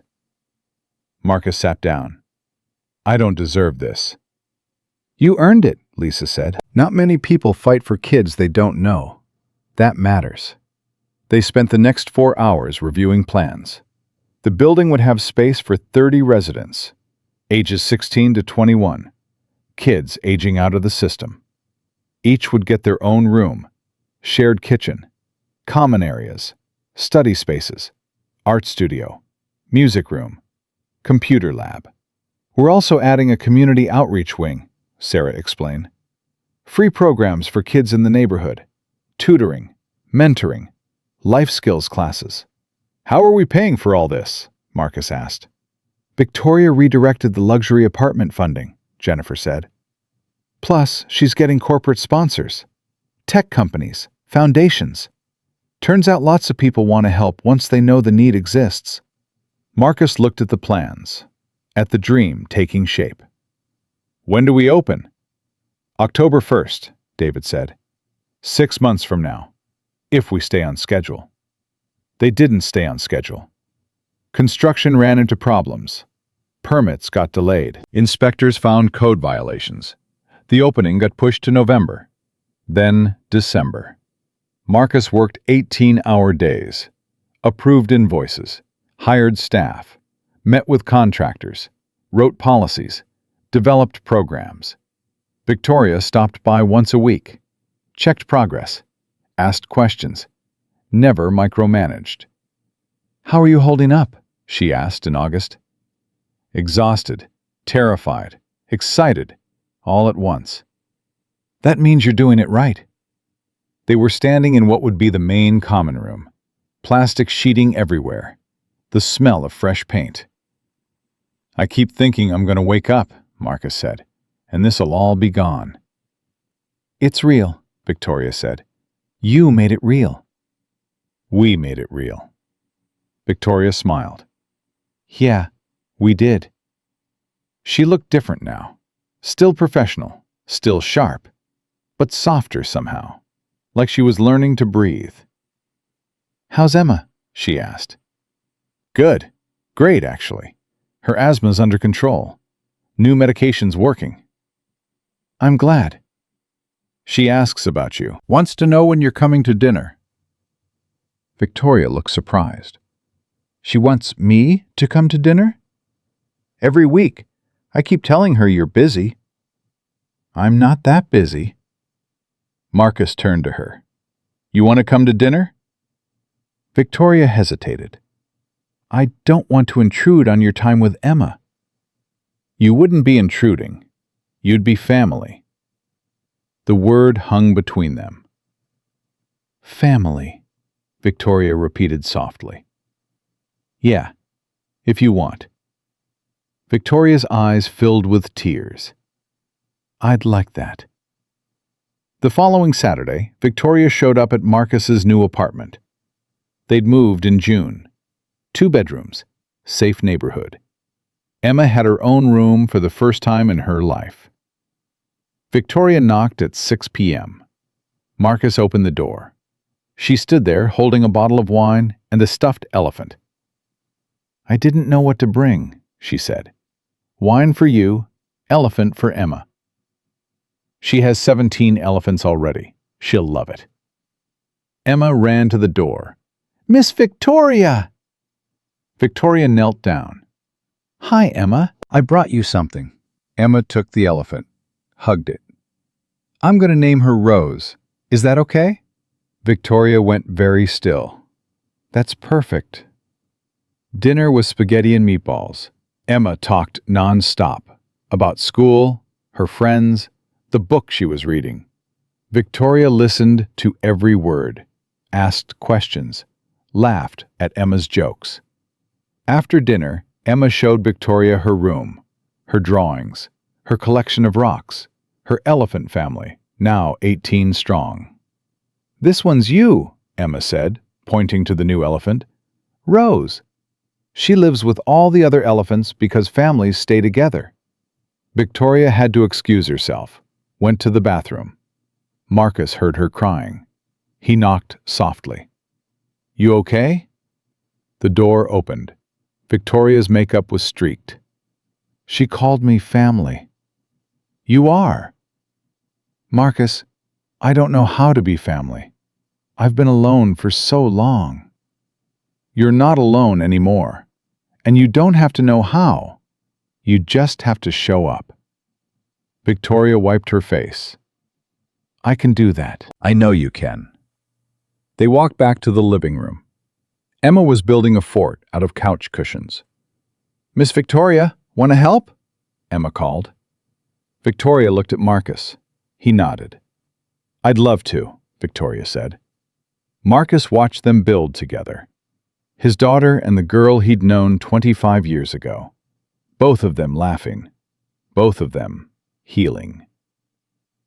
September brought the first major crisis.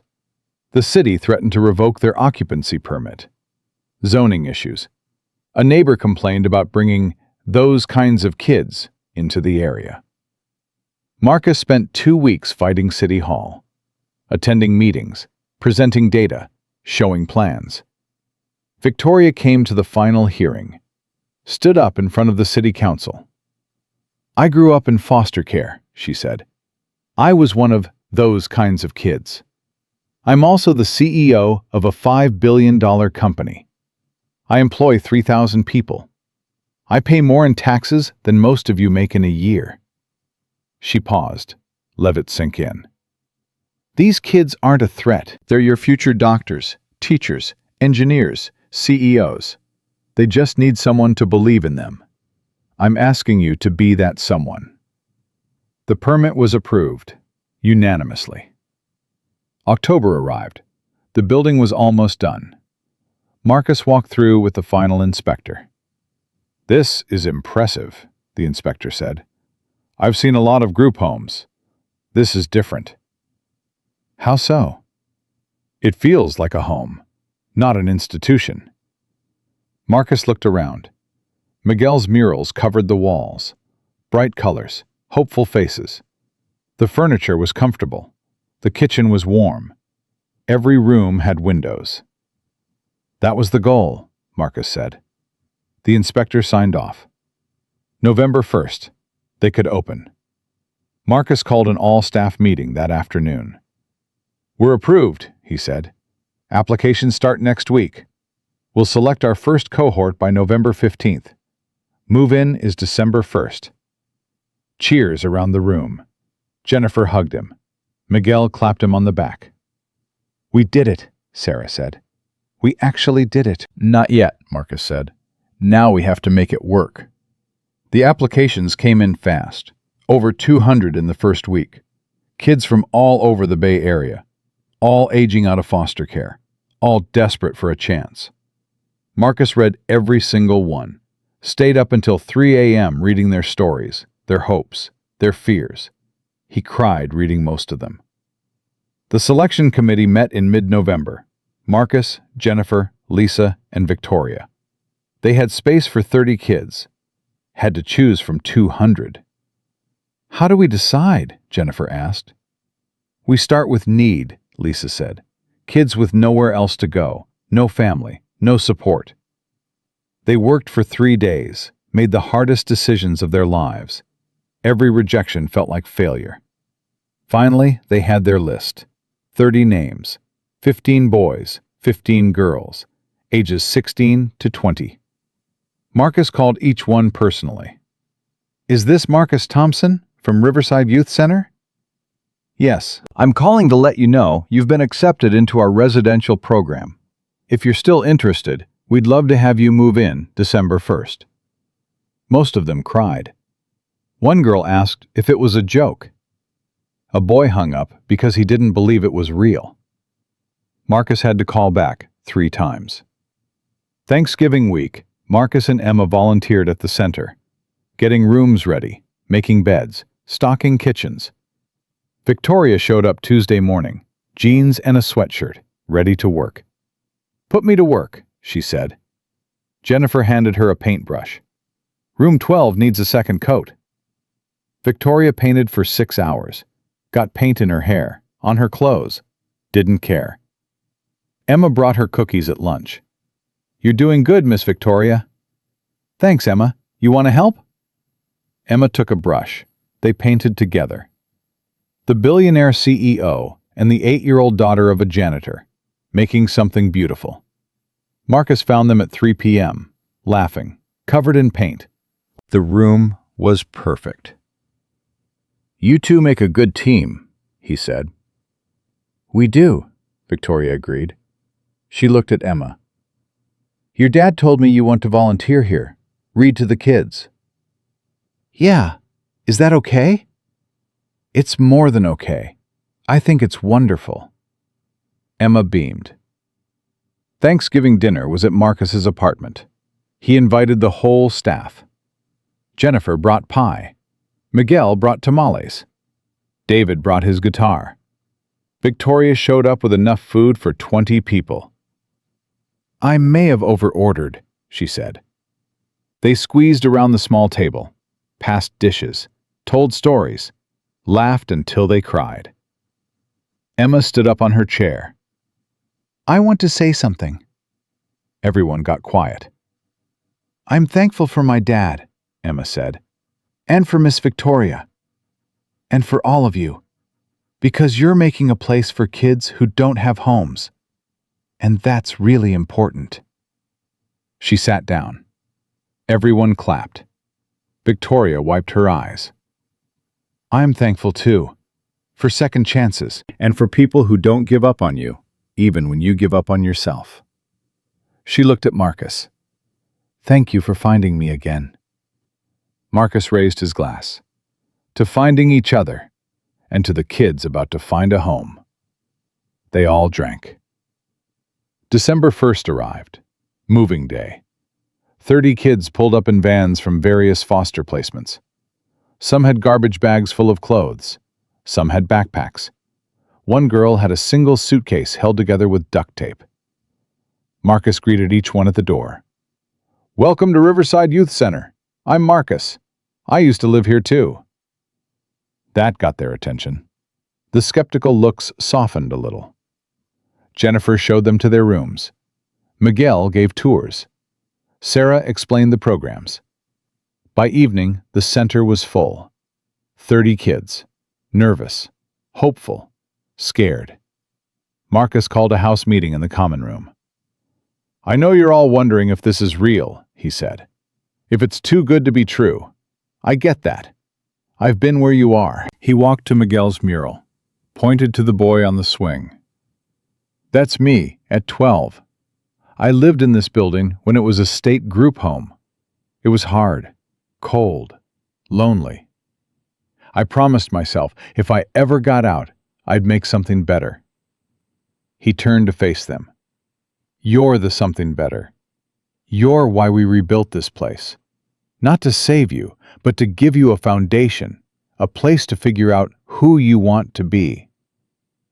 A girl in the back raised her hand. "What if we mess up?" "You will mess up," Marcus said. "We all do. And we'll help you fix it. That's what family does." A boy near the front spoke up. "How long can we stay?" "Until you're ready to leave. Could be 6 months, could be 2 years. There's no time limit." "What if we're never ready?" someone asked. Jennifer stepped forward. "Then we'll figure it out together. But I think you'll be ready sooner than you think." Victoria stood in the doorway.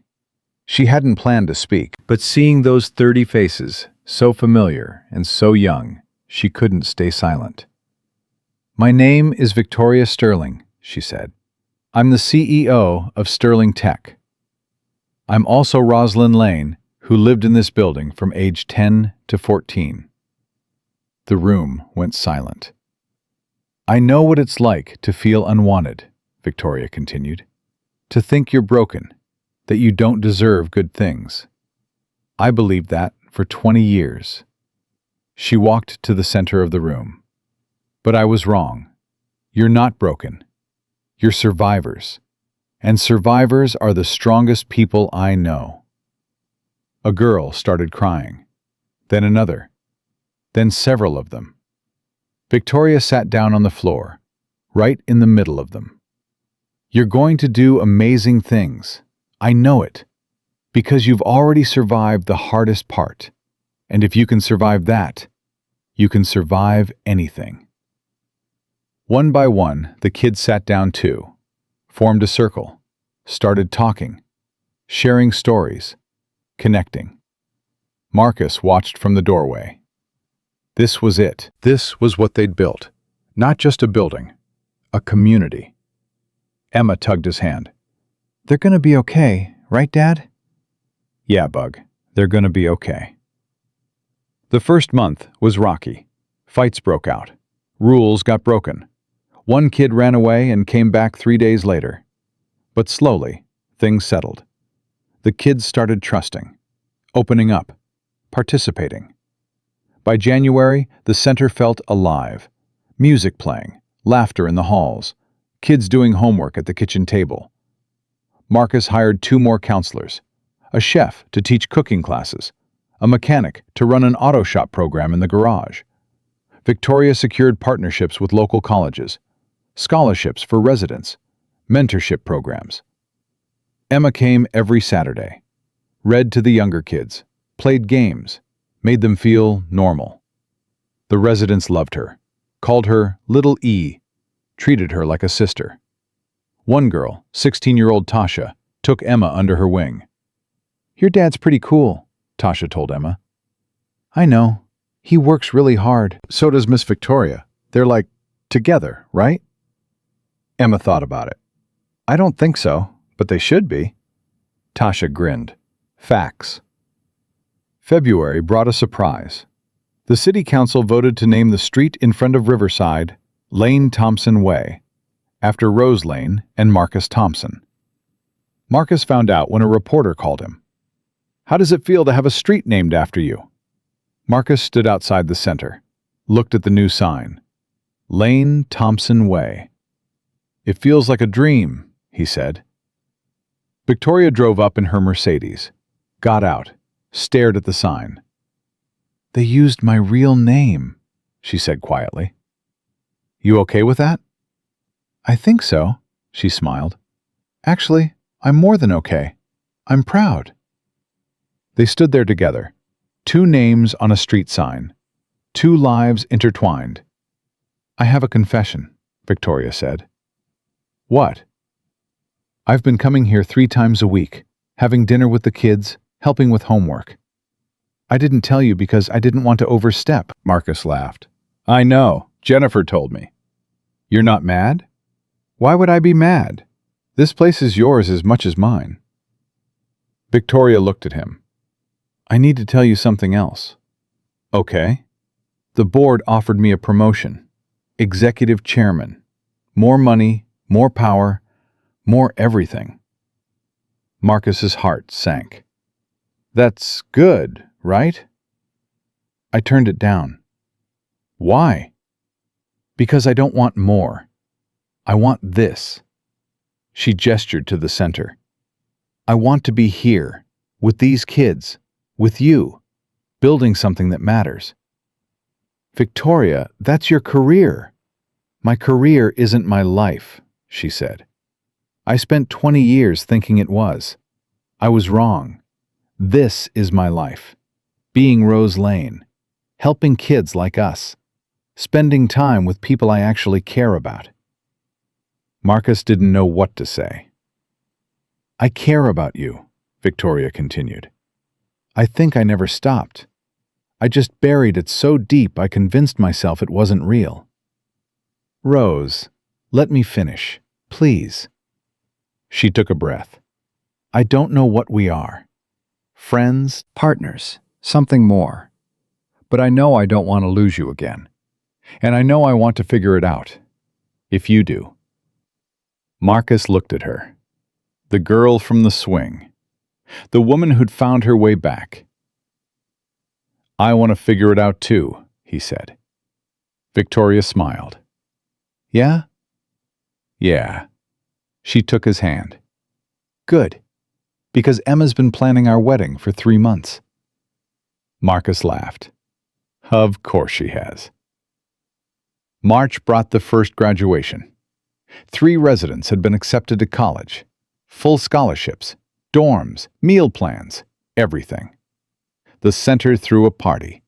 Cake, decorations, speeches. Marcus watched the 3 graduates accept their certificates, saw their faces light up, saw hope replace fear.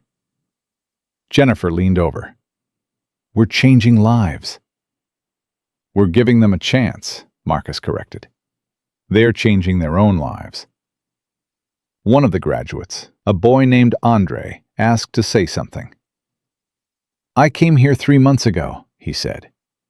"I thought my life was over. I aged out of foster care with nowhere to go. No money, no plan. I was sleeping in my car." He looked at Marcus. "Mr. Thompson found me, told me about this place. I didn't believe him, but I came anyway. And you know what? He was telling the truth." Andre's voice cracked. "You treated me like I mattered, like my future mattered. And because of that, I'm going to UC Berkeley in the fall. Pre-med. I'm going to be a doctor." The room erupted in applause. Andre wiped his eyes. "Thank you, all of you. You saved my life." Marcus couldn't speak, just nodded, clapped until his hands hurt. After the party, Victoria found Marcus on the back patio. He was staring at the old playground, the rusted swings. "We should replace those," Victoria said. "No, leave them." "Why?" "Reminder of where we started." Victoria sat beside him on the steps. "Do you ever think about what would have happened if you hadn't seen that photo?" "Every day." "Me too." She leaned her head on his shoulder. "I would have torn this place down, erased everything, never looked back. And I would have stayed invisible, working dead-end jobs, scraping by." "We saved each other," Victoria said. "We did." They sat in comfortable silence, watching the sunset paint the sky. Emma ran out with Tasha. "Dad, Miss Victoria, we're playing hide and seek. You have to play." Marcus groaned. "I'm too old for hide and seek." "No, you're not," Emma insisted. Victoria stood up, held out her hand. "Come on, let's play." Marcus took her hand, let her pull him up, let his daughter drag them both inside. The center was full of noise, kids laughing, music playing, life happening. This was it. This was the promise kept. Not the way 12-year-old Marcus imagined, but better, real, lasting. April brought an unexpected visitor, the state social services director. She'd heard about Riverside, wanted to see it for herself. Marcus gave her a tour, showed her the programs, introduced her to residents. "This is remarkable," she said. "What's your secret?" "No secret. We just treat them like they matter. Because they do." The director watched a tutoring session, a cooking class, kids studying for their GEDs. "I'd like to replicate this," she said, "statewide. Would you be willing to consult?"